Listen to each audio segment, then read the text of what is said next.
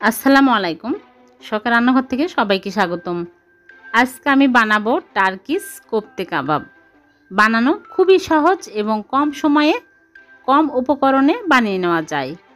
আর এই কোফতে কাবাব ভাত, সাদা পোলাওয়ের সাথে খেতে খুবই ভালো লাগে। আশা করি সবারই খুব ভালো লাগবে। ভালো লাগলে প্লিজ চ্যানেলটিকে সাবস্ক্রাইব করবেন। তাহলে চলুন দেখে নিই কোফতে কাবাব বানানো। টার্কিশ কোফতে কাবাব বানাবো। এর জন্য এখানে আমি নিয়েছি বিফ কিমা 500 গ্রাম, মাঝারি সাইজের 2টা পেঁয়াজ কেটে নিয়েছি, রসুন 2টা কোয়া করে নিয়েছি, আর 1 ফালি লেবু নিয়েছি, আর ক্যাপসিকাম নিয়েছি ছোট সাইজের, ধনিয়া পাতা নিয়েছি 1 মুঠো, কাঁচামরিচ 4টা নিয়েছি। এখন এগুলো আমি ব্লেন্ডারে ব্লেন্ড করে নিব। ব্লেন্ডার জাগে নিয়ে নিচ্ছি পেঁয়াজ, রসুন, ধনিয়া পাতা, কাঁচামরিচ আর ক্যাপসিকাম কেটে টুকরো টুকরো করে নিয়েছি, সবগুলো দিয়ে দিলাম। দিয়ে একদম মিহি করে পেস্ট করে নিব।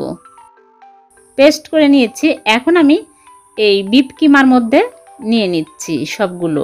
আপনারা চাইলে মাটন অথবা চিকেন দিয়েও বানাতে পারেন। আর 3টা পাউরুটি আমি ব্লেন্ডারে ব্লেন্ড করে নিয়েছি, দিয়ে দিচ্ছি। আর এখানে নিয়েছি আদা রসুন বাটা 1 চামচ, বেকিং সোডা নিয়েছি 1 চামচ, বেকিং সোডা দিতেই হবে। আর এখানে নিয়েছি কালো গোলমরিচের গুঁড়া 1 চামচ, ধনিয়া গুঁড়া 1 চামচ, আর লবণ নিয়েছি স্বাদ মতো। আর 1 টেবিল চামচ লেবুর রস চিপে দিয়ে দিচ্ছি। এখন ভালো করে হাত দিয়ে সবগুলো মাখিয়ে নিব। মাখানো হয়ে গেছে। হাত ধুয়ে হাতে তেল লাগিয়ে অল্প অল্প করে নিয়ে কোফতের শেপ দিয়ে নিচ্ছি। এরকম করে আঙ্গুলের শেপ দিতে হবে, একটু বড় করেই বানাতে হবে, ভাজার পরে আরও ছোট হয়ে আসে। এরকম করে বানিয়ে নিচ্ছি। সবগুলো আমি বানিয়ে নিয়েছি। আপনারা চাইলে এরকম করে ডিপ ফ্রিজে রেখে দিতে পারেন, ঈদের দিন সকালে বের করে বানিয়ে নিতে পারেন। এখন আমি এগুলো ভেজে নেব। চুলায় প্যানে সয়াবিন তেল দিয়ে তেল গরম করে নিয়েছি, আর একটা একটা করে দিয়ে দিচ্ছি। এগুলো ভাজতে বেশি তেল লাগে না, অল্প তেলে ভাজা হয়ে যায়।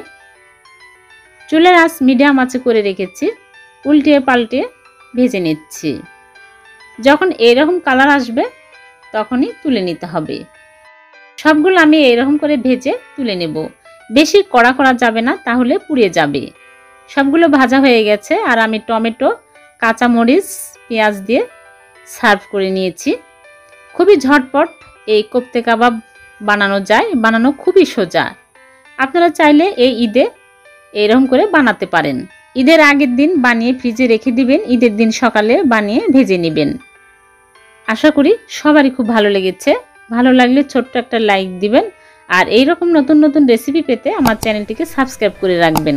আবার দেখা হবে নতুন কোনো রেসিপিতে। সে পর্যন্ত ভালো থাকবেন। আল্লাহ হাফিজ।